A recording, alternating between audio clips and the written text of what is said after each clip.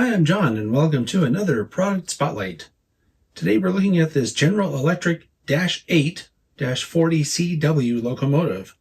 Sometimes these are referred to as C40-8Ws.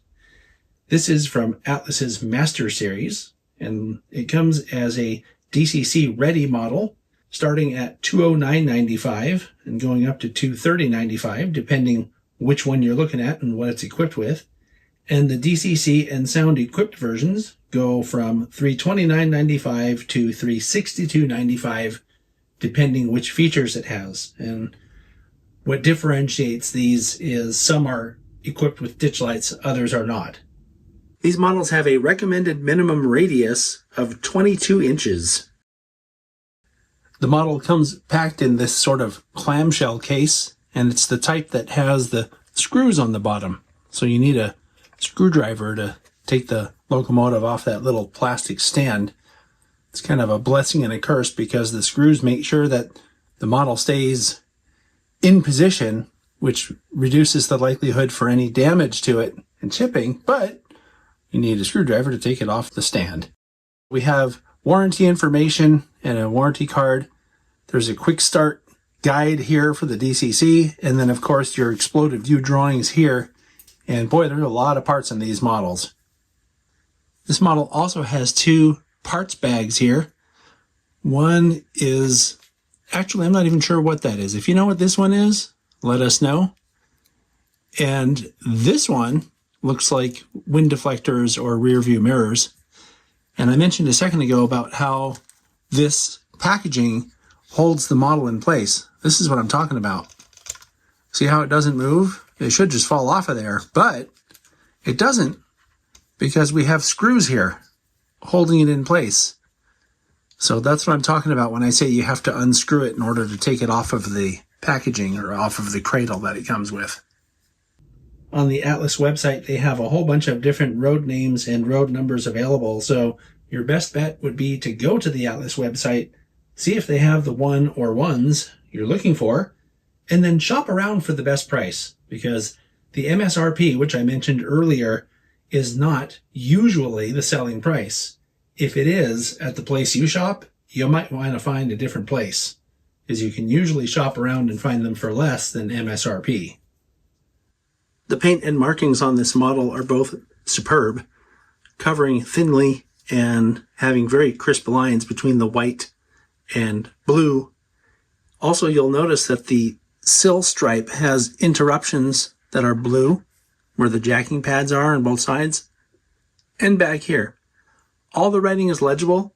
Even the writing in the little warning labels is legible.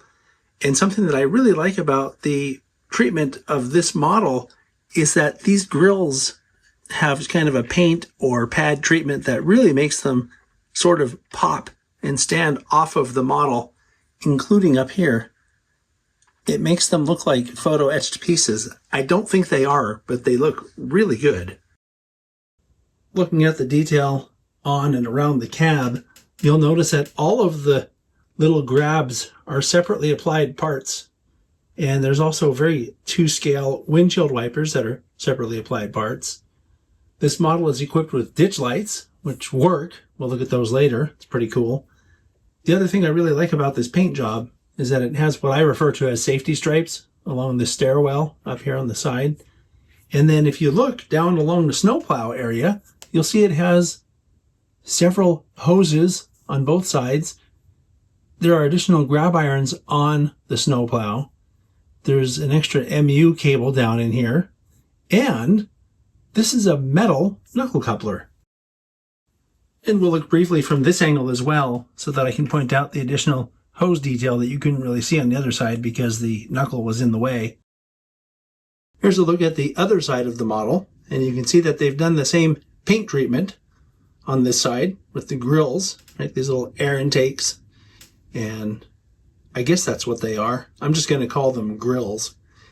And then something else I didn't mention on the other side, but you can see on this side as well, is that it's a detailed cab interior with crew figures. There's a little dude in there. I guess that's the conductor, right?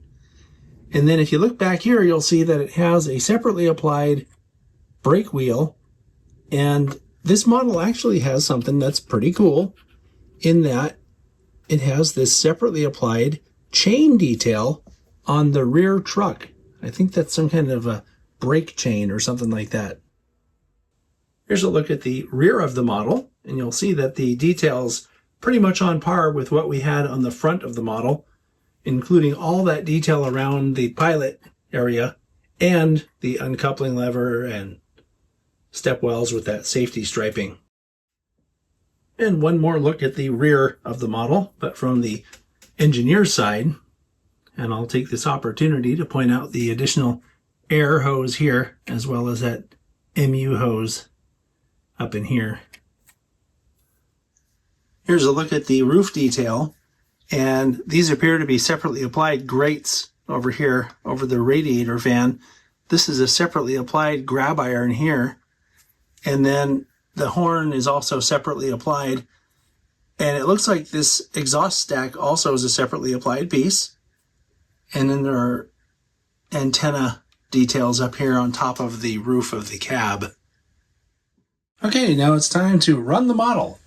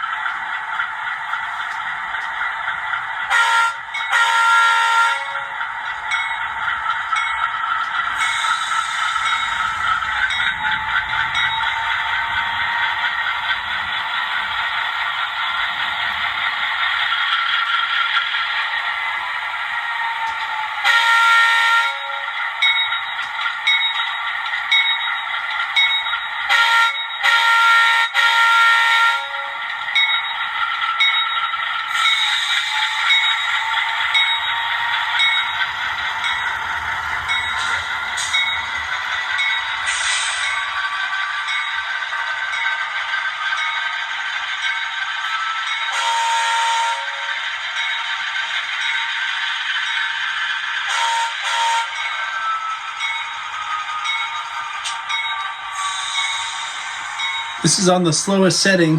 I'm going to call that speed step 1.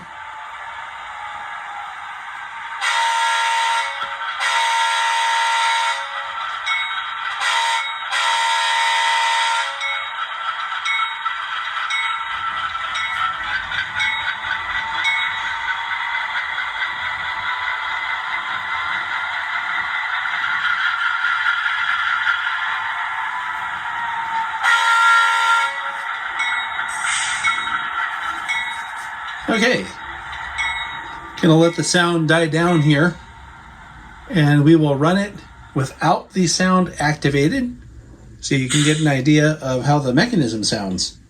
Here we go.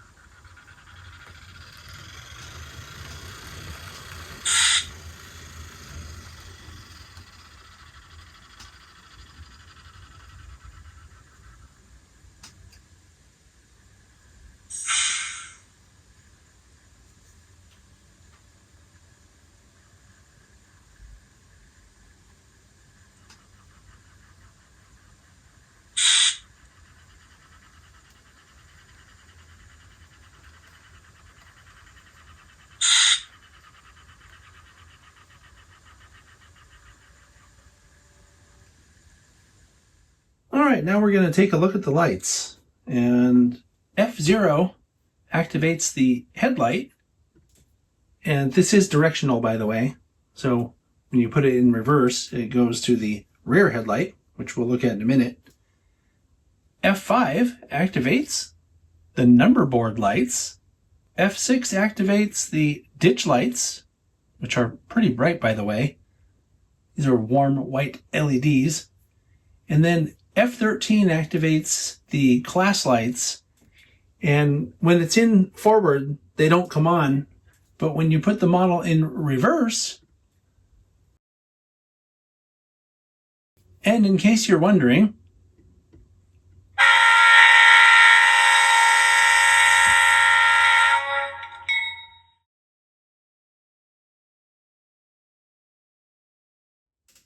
Now we're looking at the rear of the model, and you can see that the marker lights are in fact red when the model's in forward.